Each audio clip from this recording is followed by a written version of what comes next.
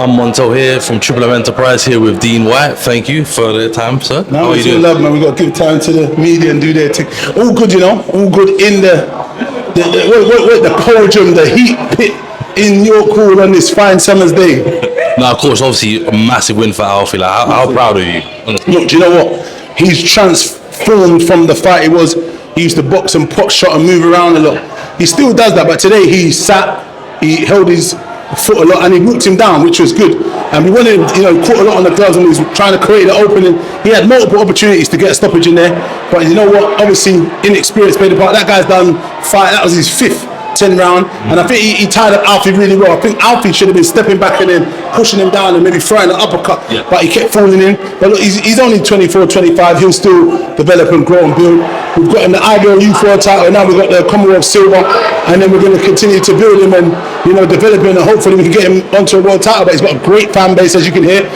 Listen, it was amazing, that noise out there, the celebration for people and the screams and the shouts. So we're going to continue to build. No, to be honest, he did really well. Honestly, like you said, he was pot shotting really well. He was very clinical, and it was a devastating performance. I think, obviously, what you'll probably work on is just sort of getting him like the experience, the rounds that you said. What do you think is next for him? I was talking to Des Rees from the Southern area, so we're going to look at maybe the Southern area title or the English title and go on. We want to just do the traditional route and win all the titles and move on slowly.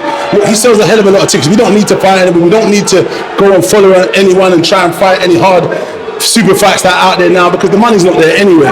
So he sells a lot of tickets. You heard the fight. He sold a shitload of tickets in there, and we can do this. We continue to build and grow, and we can get him all the titles we need. The Southern area is very cheap, so it's not going to do anything. The English might be a little bit more, but I mean, these kind of titles are expensive. That opponent was not cheap, and obviously he earned every penny in there. He was not messing around, so he earned his money, earned his crust. He's from Namibia.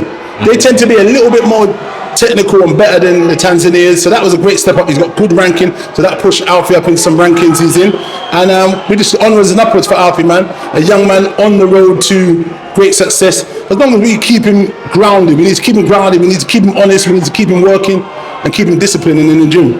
No, I totally agree with that. And just moving slightly away from Alfie, like, what other fighters have you got that are coming out next in the next couple of weeks or so? We've got a show on July the 26th back at the Tollworth. I think I've only got Ziggy on there and maybe another kid, but to be honest, I had a lot of guys, I've let them go because I don't think, some people don't understand what boxing is. They don't understand how to build fighters. Fighters want to run before they've even walked. Do you know what I mean? Guys want to take 50-50 fights when they're not ready for it.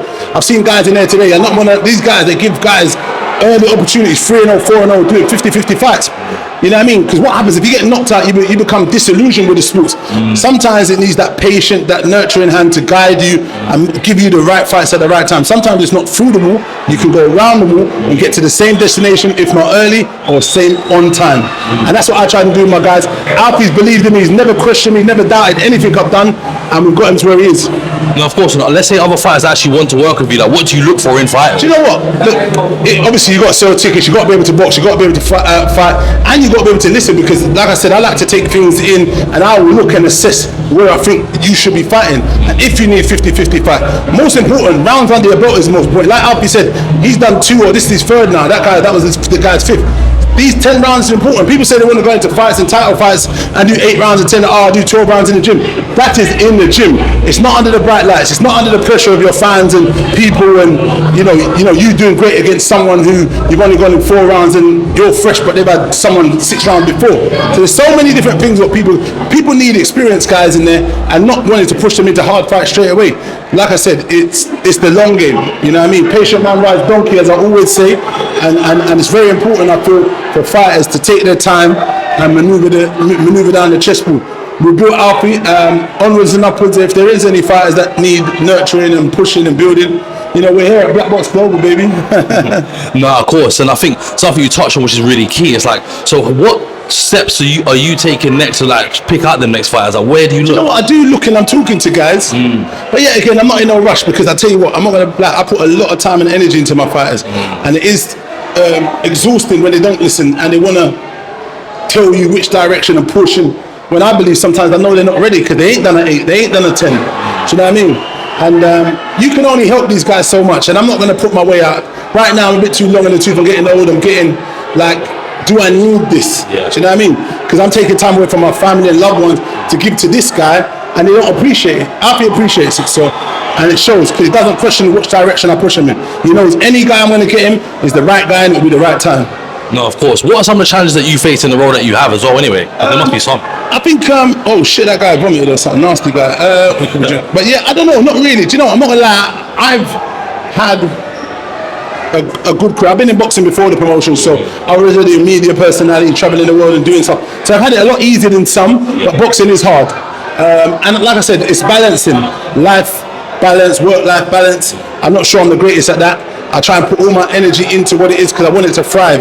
At the minute, we sometimes struggle with the shows. Obviously, we're in total. I ain't got a lot of fights. Sometimes we go on 4 or 5 fights. Sometimes then I have to pull the production and pull a lot of stuff, so the show must go on. Because I don't want to be the guy saying, I pull the show, and people don't become, they look at me as unreliable. So I just go. Sometimes I lose money. I've lost quite a lot of money, and I can understand why a lot of people don't want to be in promotion or they join up with someone, because you can lose money. It's not easy. So, listen, we're in it for the long haul. We're going to continue to grow and build another show. We've got 10 solid fights. We've got the WBA Women's World Title Final Eliminator. We've got the Southern Areas, Commonwealth Silver again, and some other good solid fights on there. Tune in, DM us, watch the Black Box Global page and look Dean Whyte page and see what's going on and see what we're doing, man. We're pushing it out, and we're going to continue to grow. It's only us. We've got no one there. We've got no other people we partner with, and we're just pushing, man. No, of course. And I'm going to finish on a positive. What's one of your or some of your greatest achievements that you've done, personally and professionally? I think this is a big achievement because I've grown, Alfie. Do you know what I mean? Obviously, the journey with my bro Dylan when he was coming through was great. But when you build a fighter, you manage from 1 or 2 fights and then you push him to this. This is a great achievement, and long may it continue.